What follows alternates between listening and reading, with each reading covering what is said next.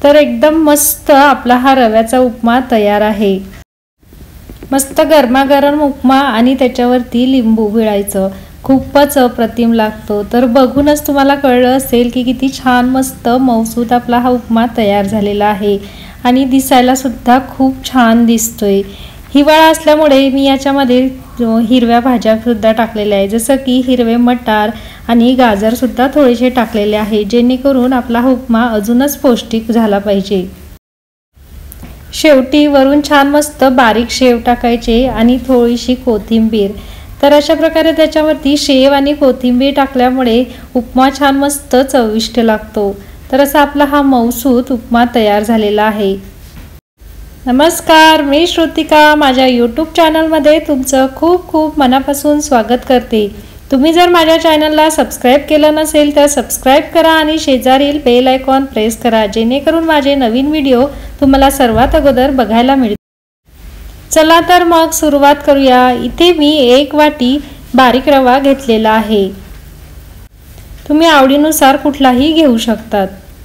त्यानंतर पाव वाटी हिरवे मटार सोलून घेतलेले आहे। त्यानंतर एक मध्यम आकाराचा बारीक कट करून कांदा घेतलेला आहे। त्यानंतर थोडीशी हिरवी कोथिंबीर बारीक कट करून घेतलेली आहे। 2 टेबलस्पून शेंगदाणे घेतलेले आहेत आणि अर्धा गाजर शिलून छान बारीक करून घेतलं। त्यानंतर 1 टेबलस्पून हरभरा डाळ घेतली आणि 2 हिरव्या मिरच्या छान मस्त बारीक कापून घेतलेल्या आहे। आता सुरुवातीला गॅसवरती कढई ठेवून मी हा रवा छान मस्त मंद आचेवरती छान खुरपूस भाजून घेते। तर असे केल्याने आपला उपमा छान मस्त मऊसूत होतो। तर मी हा मध्यम आचेवरतीच भाजून घेतलेला आहे। तर बघा, एक 5 मिनिट हा मंद आचेवरती मी छान मस्त भाजून घेतला। तर आता मी साईडला हा रवा काढून घेते। आता पॅन मी गॅसवरती ठेवलेला आहे आणि त्यामध्ये 3 ते 4 पड्या तेल मी टाकून घेतलं। तेल छान तापलं की त्यामध्ये आता आपण पाव चमचा मोहरी टाकून घेऊया। तर बघा, तेल तापलेलं आहे आणि मोहरी छान मस्त आपली फुललेली आहे। आता मोहरी छान मस्त तडतडली की त्यामध्ये आता आपण अर्धा चमचा जिरे टाकून घेऊया। तर बघा, अर्धा चमचा मी यामध्ये जिरे टाकले आणि जिरे छान मस्त आता फुलून आलेले आहे। त्यानंतर यामध्ये आता शेंगदाणे टाकून घ्यायचे। तर जिरे मोहरी टाकल्यानंतर लगेच शेंगदाणे टाकले की छान मस्त ते क्रंची होतात।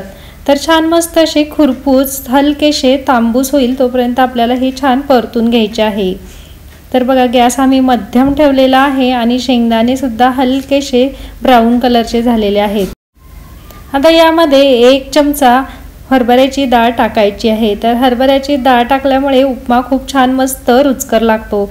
हरभऱ्याच्या डाळीऐवजी तुम्ही उडदाची डाळ सुद्धा टाकू शकतात, पण मी इथं हरभऱ्याची डाळ वापरलेली आहे। हलकीशी ब्राऊन होईल तोपर्यंत आपल्याला ती परतून घ्यायची। त्यानंतर आपण बारीक कट केलेल्या मिरच्या यामध्ये टाकून घ्यायच्या।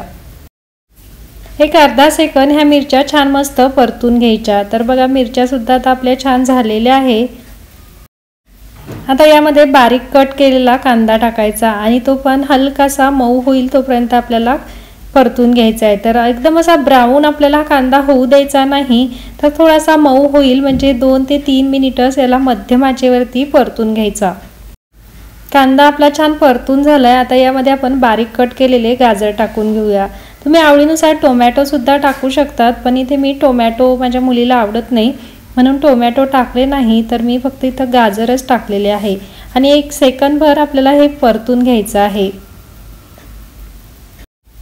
आता यामध्ये हिरवे मटार टाकून घ्यायचे। तर बघा, हिरवे मटार मी सगळ्यात शेवटी टाकलेले आहे। जर तुम्ही ते अगोदर टाकले तर थोडेसे असे वातळ होतात, छान मस्त असे रसिले राहत नाही, म्हणून सगळ्यात शेवटी आपण हे मटार टाकायचे आणि अर्धा मिनिट म्हणजे 30 सेकंद छान असे परतून घ्यायचे। त्यानंतर यामध्ये आता हा भाजलेला रवा टाकून घ्यायचा आणि छान मस्त हे मिश्रण परतून घ्यायचे आहे। तर बघा, हे मी छान असं एकजीव करून घेतलं। गॅस हा माझा कमीच ठेवलेला आहे मी, कारण आता हे फोडणी आपली तयार झालेली आहे आणि जळायची शक्यता असते, म्हणून गॅस मोठा करायचा नाही, मध्यम आचेवरतीच हे आपल्याला परतून घ्यायचं। तर साधारण 1 मिनिटभर हे मी छान मस्त परतून घेतलं। आता यामध्ये 2 वाटी मी गरम पाणी टाकलेलं आहे। तर ज्या वाटीने आपण रवा घेतलेला आहे त्या वाटीच्या दुप्पट पाणी इथे मी टाकून घेतले आणि छान मस्त हे मिश्रण हलवून घेतले। आता यामध्ये चवीपुरते मीठ टाकून घ्यायचे।